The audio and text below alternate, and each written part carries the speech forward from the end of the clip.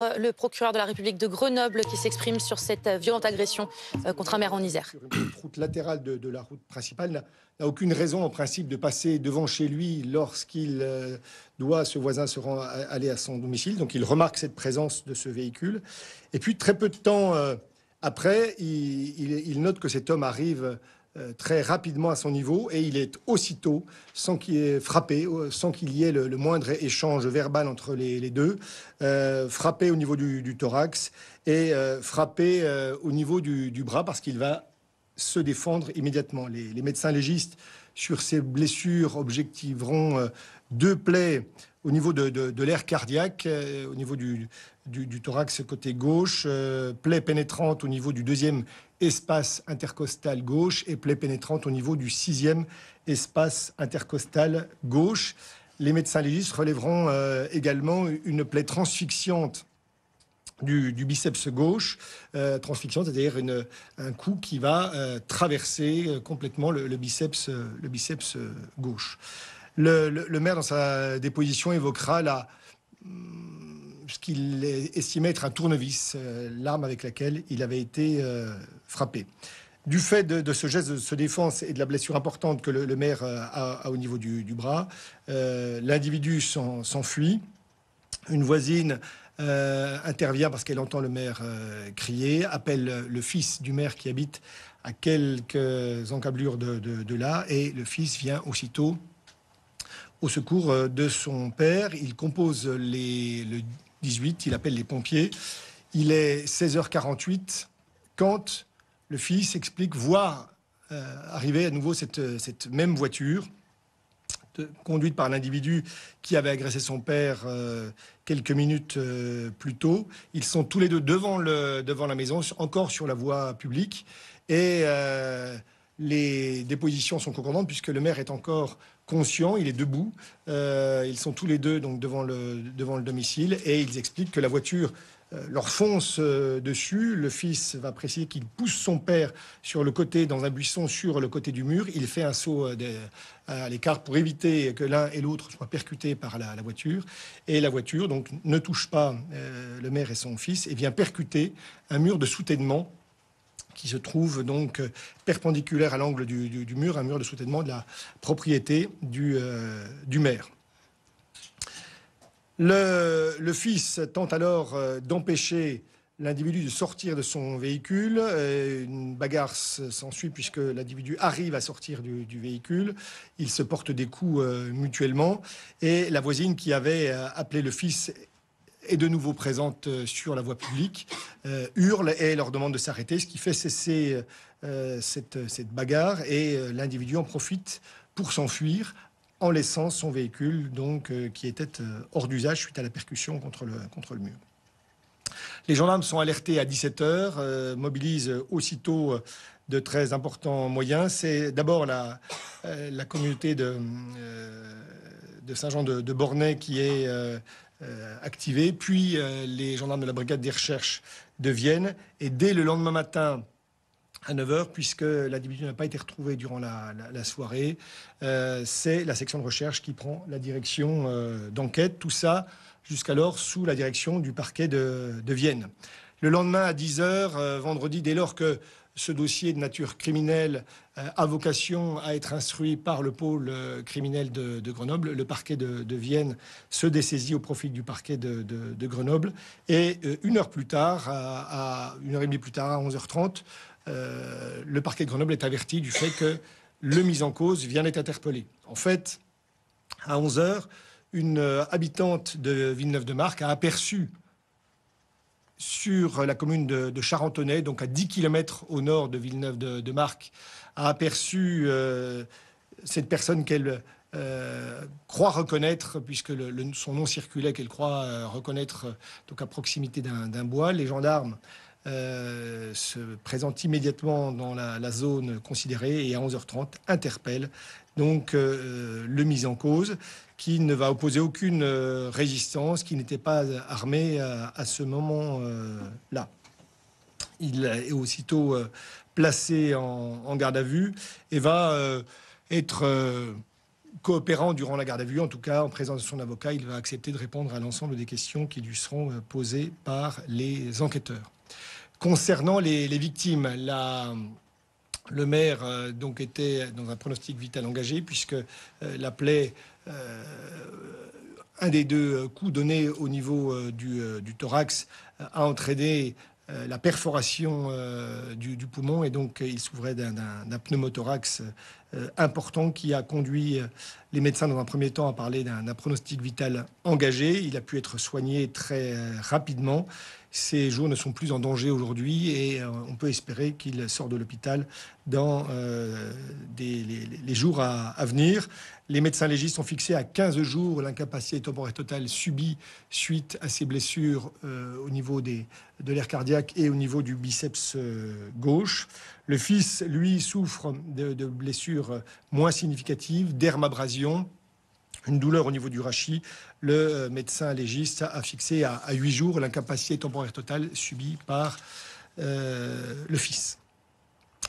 S'agissant du gardé à vue et de ses déclarations, un homme donc âgé de 60 ans qui explique d'emblée aux enquêteurs qui l'interrogent durant sa garde à vue qu'il a un litige avec le maire suite à l'effondrement d'un bâtiment. On est au cœur de ce village avec des maisons qui sont mitoyennes et donc le mis en cause est propriétaire de 2 appartements dans un immeuble.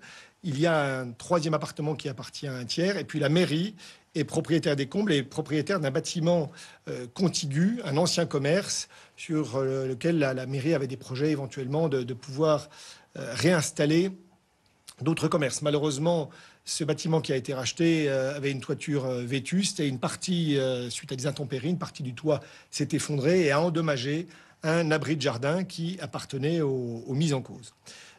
Ce litige qui remonte à 2022 s'est enquisté. Il n'y a pas eu de solution trouvée. Le mis en cause a saisi le tribunal judiciaire de Vienne d'une procédure de référé qui a été orientée vers une procédure amiable pour essayer de trouver un accord entre la mairie et cet homme. La mairie a proposé une indemnisation pour les dommages subis à cet abri de jardin, somme qui a été jugée non suffisante par cette personne. Et donc, la situation à ce jour n'était pas réglée. La dégradation de l'abri de jardin n'avait pas été indemnisée, ce qui manifestement a généré chez cet homme un sentiment d'injustice. Ce qu'on peut constater en tout cas, c'est que suite à l'échec de cette procédure d'indemnisation, il n'avait pas assigné la mairie devant le tribunal judiciaire pour obtenir judiciairement les sommes auxquelles il prétendait avoir droit. En tout cas, manifestement, il a, au lieu de saisir la justice, tenté de se faire justice lui-même en procédant depuis 3 mois à des travaux au niveau de l'immeuble pour privatiser la cour qui permet l'accès à l'immeuble donc, dans lequel un autre propriétaire a un appartement et la mairie, sans aucune déclaration ou permis de construire et sans accord des copropriétaires. Il a construit un portail qui commande l'accès à l'ensemble de ce bâtiment. Le maire lui a écrit pour lui demander de faire cesser ses travaux. Le mis en cause a continué ses travaux. Et donc, le constatant, le maire a fait dresser un procès-verbal pour objectiver donc l'achèvement de ces travaux qui apparaissaient illégaux à l'élu. Ça, c'est il y a 2 mois. Et manifestement, ce procès-verbal est quelque chose qui est venu cristalliser encore plus ce sentiment d'injustice ressenti par le mis en cause. Dans les auditions et dans ce qu'il a déclaré aux enquêteurs, on voit bien ce vécu qu'il habite. Il a déclaré, je pense qu'il veut racheter mon terrain. C'est le maire dont il parle. Il paraît qu'il a 80% du village. Je rappelle que Villeneuve-de-Marcq, c'est un village qui compte 1171 habitants. Et il n'a cessé de répéter durant les 3 auditions opérées durant sa garde à vue qu'il était victime d'une injustice. Le 6 août, il passe devant chez le maire, mais j'insiste, ça ne peut être qu'un geste volontaire, puisque il n'a aucune raison, c'est une petite ruelle qui ne dessert que quelques maisons, dont celle du maire. Il n'avait aucune raison objective de passer devant chez le maire. En tout cas, il passe devant chez le maire le 6 août après-midi. C'est à cette occasion que le maire dit avoir l'impression qu'il accélère à son niveau. Toujours est-il que lui explique qu'il a regardé le maire et qu'il a considéré que le maire l'avait regardé, je cite, avec un sourire sadique.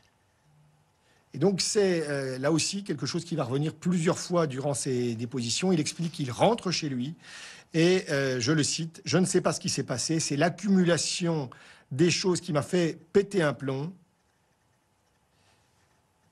Il y a eu une rupture dans mon esprit, c'est toujours ces mots. J'ai fait ça machinalement.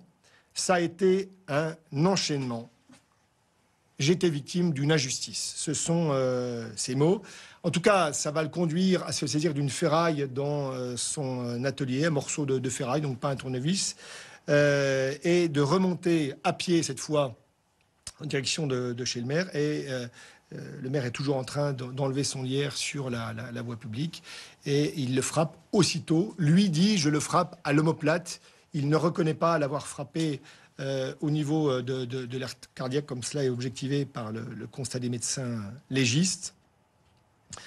Il considère qu'il n'avait aucune intention de toucher un organe vital et qu'il n'avait aucune intention homicide. En tout cas, suite au geste de défense du maire, il rentre chez lui et il reprend sa voiture, je le cite toujours, pour voir ce que j'avais fait, pour voir l'ampleur du mal que j'avais pu commettre.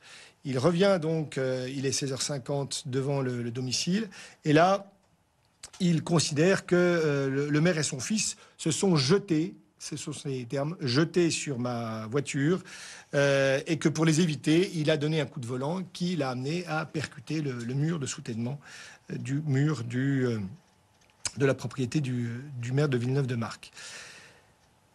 Il arrive à s'enfuir et il explique donc se changer très rapidement à son domicile, mettre une tenue qui va lui permettre d'aller dans les bois et il s'enfuit ensuite dans les bois où il va errer pendant un peu plus de 36 heures jusqu'à son interpellation à 11h30 le 8 août. Ce qui sera noté d'ailleurs par les enquêteurs, c'est qu'il est couvert de petites dermabrasions. Il expliquera, enfin de griffures, qu'il a dû se traverser des mûriers, se jeter même dans des mûriers pour éviter d'être vu lorsque des voitures passaient, qui explique donc ces blessures cutanées qui vont être retrouvées sur l'ensemble de son corps.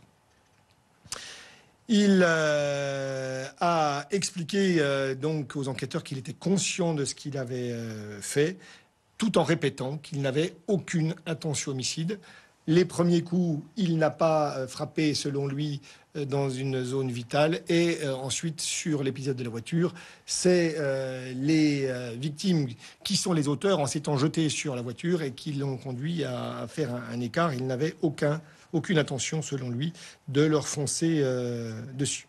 Il admettra pour autant qu'il a, je le cite là encore, qu'il n'avait pas fait quelque chose de correct, mais toujours en justifiant son comportement par le fait qu'on l'avait, je le cite encore, poussé à bout. S'agissant enfin de la personnalité du mis en cause, comment se fait-il que cet homme ait pu commettre des faits d'une telle gravité ? C'est un homme âgé de 60 ans qui est né en Algérie, mais qui, très jeune, s'est installé en France avec ses parents. D'ailleurs, le reste de sa fratrie est né en France. Il n'a plus la nationalité algérienne. Il est français de nationalité, puisque depuis son plus jeune âge, il vit en France et qu'il s'y est durablement installé. Il a grandi à Luxeuil-les-Bains en Haute-Saône et a vécu le premier temps de sa vie professionnelle en Franche-Comté avant de s'installer en Isère. C'est un homme qui n'a pas d'antécédents judiciaires, qui a toujours travaillé. Il a obtenu un BTS de dessinateur industriel.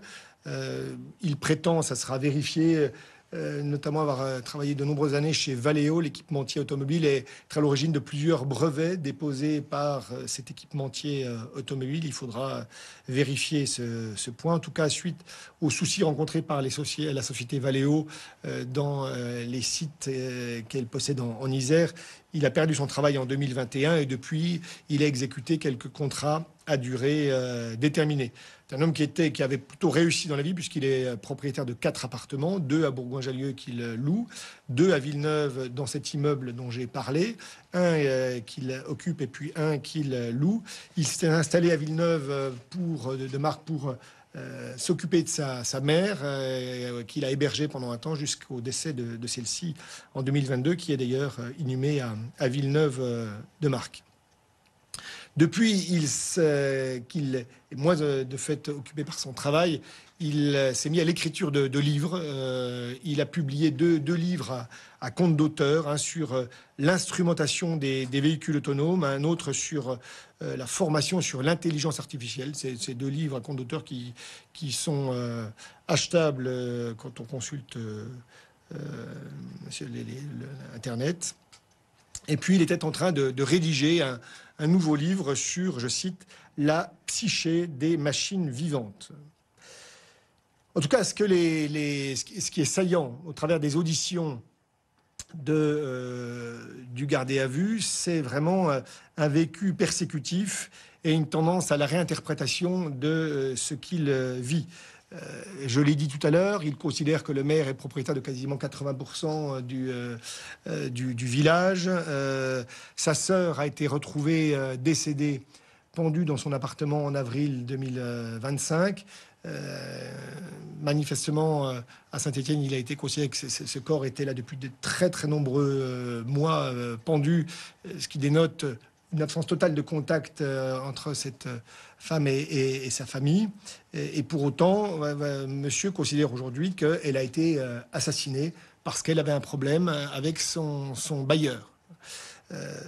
On a retrouvé sous son oreiller 2 couteaux. Et il a expliqué aussitôt aux enquêteurs que ces couteaux étaient positionnés pour se défendre si, je le cite, on veut me faire la même chose qu'à ma sœur. Il évoque également une surveillance du maire, soit exercée directement, soit exercée par des administrés. Donc un vécu réellement persécutif évoqué par le gardé à vue. Sur ses relations affectives, c'est un homme qui est sans enfant, qui n'a jamais eu de relations affectives suivies. Les enquêteurs ont simplement retrouvé un courrier à son domicile où il était inscrit « Andrea, donne-moi ton cœur ». Et donc, les enquêteurs l'ont questionné sur ce courrier. Et il a répondu qu'Andrea, c'était un nom fourni par une intelligence artificielle. Et donc, voilà, quelque chose qui ne recouvrait aucune réalité concrète. Voilà ce que je peux vous dire à cette heure. La garde à vue a été élevée ce matin et donc il a été déféré au parquet à 9h. Il est en cours d'interrogatoire par le magistrat instructeur suite au réquisitoire introductif qui a été pris par le parquet de Grenoble. 2 qualifications différentes. Une double tentative de meurtre sur personne dépositaire de l'autorité publique. Les faits de 16h30, les coups donnés avec ce morceau de ferraille dans l'air cardiaque au maire. Et puis 16h50, le fait qu'on ait foncé délibérément sur le maire. En tout cas, c'est la vision du parquet à cette heure. La question pouvait se poser de la préméditation et d'une qualification d'assassinat, puisqu'il se dote de cet objet métallique. Il va au contact du maire et il le frappe sans aucune discussion. Mais j'ai préféré retenir cette qualification de tentative de meurtre sur personne dépositaire de l'autorité publique parce que c'est vraiment le maire en sa qualité qui est visé. Et ces 2 faits, l'assassinat ou le meurtre sur personne dépositaire de l'autorité publique, sont réprimés l'un et l'autre de ces crimes de la réclusion criminelle à perpétuité. S'agissant du fils, j'ai visé au réquisitoire introductif la tentative de meurtre qui suit un crime précédent. Quand il y a des crimes concomitants, eh bien, l'ensemble des faits est fait encourir à l'auteur de ces faits la réclusion criminel à perpétuité. L'interrogatoire donc est en cours, il n'est pas terminé, donc je diffuserai un communiqué de presse une fois que l'interrogatoire sera terminé pour vous préciser quelle est la qualification retenue sur la base du réquisitoire introductif par le magistrat instructeur, puisqu'il peut requalifier les faits comme il le souhaite. Et puis il y aura ensuite un débat contradictoire devant le juge des libertés et de la détention de Grenoble, puisque, évidemment, compte tenu de l'extrême gravité des faits, le parquet a requis le placement en détention provisoire de ce mise en cause. Voilà ce que je pouvais vous dire sur les faits à cette heure. Mon colonel, je vous laisse la parole. Conjointement avec le colonel commandant second le groupement de l'Isère, simplement quelques mots au-delà du compte rendu, enfin des éléments très précis qui ont été donnés par monsieur le procureur de la République, simplement sur le déroulé de la montée en puissance de la gendarmerie sur ce dossier-là. Donc comme il a été spécifié dès la connaissance des faits, les personnels de la brigade de Saint-Jean se portent sur les lieux, déjà dans un premier temps effectivement pour conserver les indices, pour assurer effectivement une sécurité totale pour l'évacuation de monsieur le maire qui sera finalement évacué sur un centre hospitalier de Lyon. Et également, bien entendu, le lancement de recherches opérationnelles très denses pour retrouver le fugitif, dont on sait qu'effectivement il est très très proche du domicile du maire et qu'il y a un réel risque de réitération.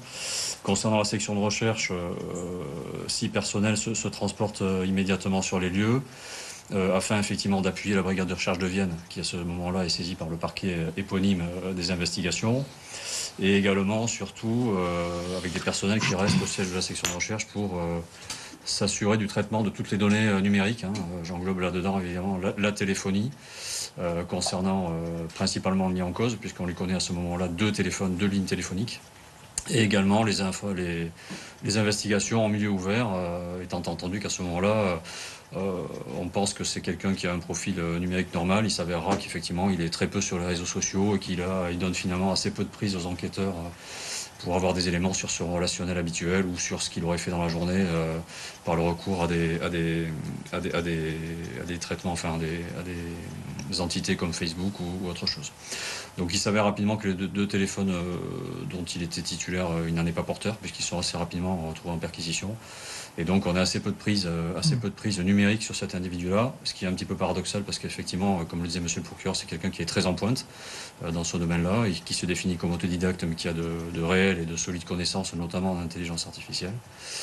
Et de là, effectivement, à partir du moment où dès la soir et dès le lendemain matin, dans le cadre de plusieurs vérifications à Bourgoin-Jallieu sur des points de chute qu'on lui connaît ou qu'on estime sur lesquels il pourrait se rendre, la section de recherche contacte le parquet de Vienne effectivement pour proposer d'être saisi, ce qui est bien entendu accepté, au vu bien entendu, alors pas forcément de la complexité du dossier, mais surtout de la sensibilité et de la gravité des faits, qui sont les 3 critères, enfin 3 des 4 critères qui sont retenus pour que une section de recherche s'engage en termes de direction d'enquête.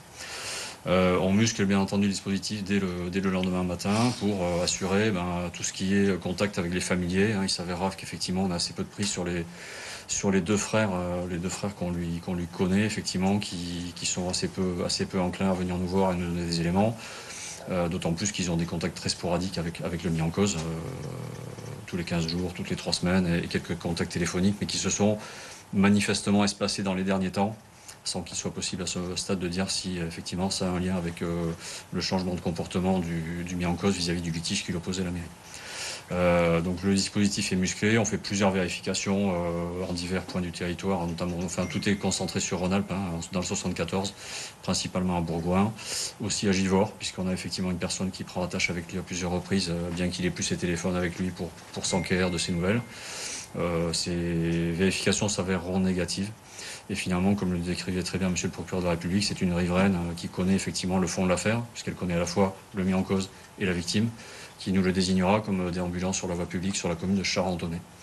De là, le dispositif est rapidement mis en place et le fugitif se rend aux gendarmes sans résistance. Il sera trouvé porteur de son permis de conduire français, ce qui nous permet effectivement de vérifier son identité, au-delà des images qu'on avait récupérées dans le cadre de l'enquête, notamment auprès de la préfecture, pour l'établissement de ses pièces d'identité françaises.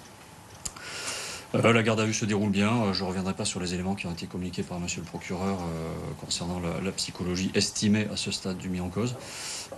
Il était très calme avec les enquêteurs, il est très poli. Il a montré le visage de quelqu'un qui effectivement dément certaines parties des faits qui lui sont reprochés, mais est conscient par contre de la portée, très clairement. C'est quelqu'un de très intelligent, qui répond aux questions de manière précise. Parfois en s'attardant sur des points un petit peu insignifiants et en tournant autour de ces points-là, alors qu'effectivement ce n'est pas le sujet principal. Mais en tout état de cause, il a donné effectivement tous les éléments concernant la matérialité des faits au cours de son audition.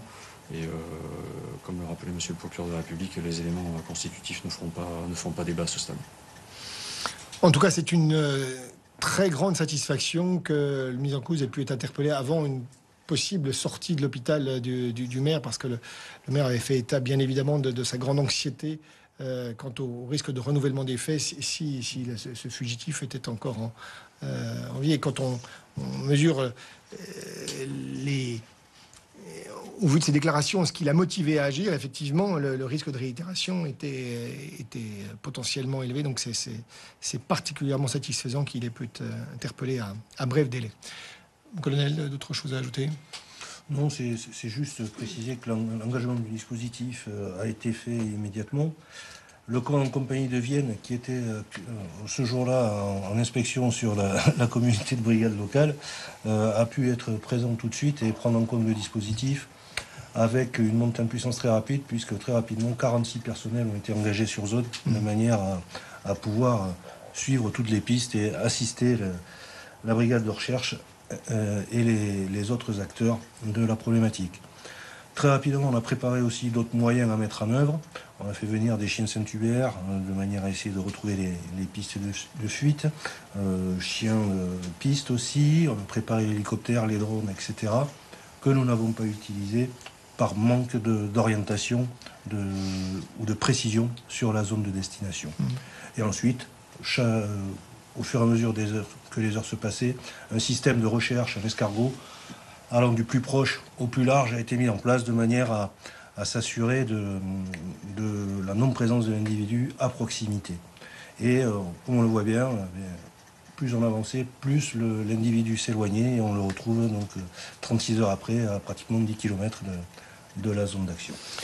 Mais avec un homme qui se change après les seconds faits, met une tenue, j'allais dire commando, en tout cas pour être vraiment en capacité de ne pas se blesser en forêt profonde, qui prend le soin de ne pas avoir ses téléphones portables, qui n'utilise jamais sa carte bancaire, etc. D'ailleurs, il expliquait qu'il était commençait à avoir des hallucinations parce qu'en ne mangeant pas pendant 36 heures, il commençait à être en difficulté.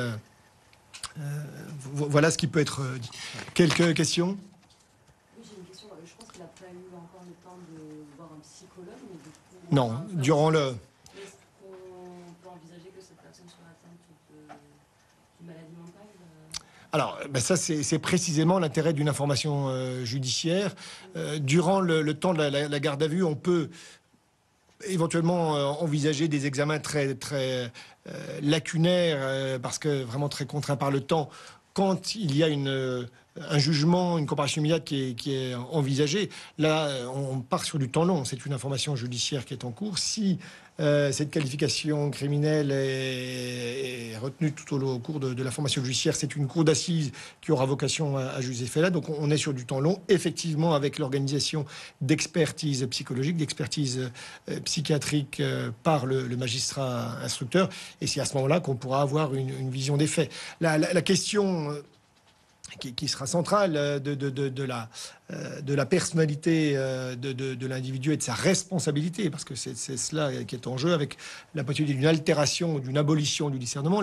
L'abolition, là encore, je ne suis pas psychiatre et c'est eux qui se prononceront sur ce point, mais en tout cas, l'individu a pu très clairement expliquer ce qu'il avait fait, et il explique d'ailleurs qu'il était conscient de ce qu'il avait fait, donc on n'est a priori pas dans un tableau d'abolition du discernement. Sur l'altération éventuelle au travers du vécu persécutif, eh bien ça, effectivement, c'est les experts qui pourront nous en parler après l'avoir examiné à plusieurs reprises durant le cours de l'information judiciaire. Le conflit qu'il y a entre le le maire est de mise en cause, il n'y a pas des biens personnels du maire qui sont dedans, c'est bien la mairie. Absolument, alors d'ailleurs, c'est le tribunal judiciaire et pas le tribunal administratif qui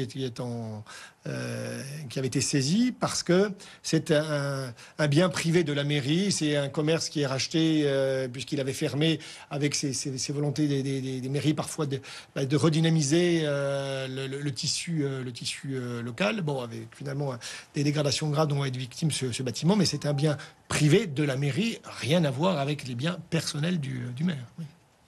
Peut-être que ça m'est échappé, mais est-ce que le mis en cause a manifesté des regrets?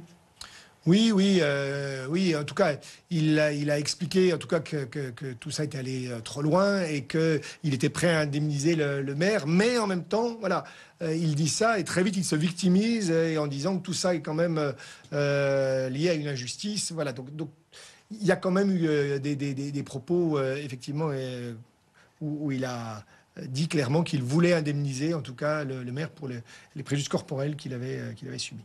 Est-ce qu'il a verbalisé une intention de se faire justice lui-même?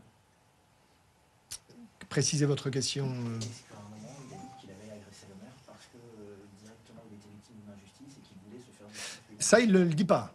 Il évoque simplement le fait qu'il est victime d'une injustice. Après, chacun... Mais il ne l'a pas verbalisé en ces termes, non. Voilà, merci à toutes et à tous. Bonne fin de journée à vous.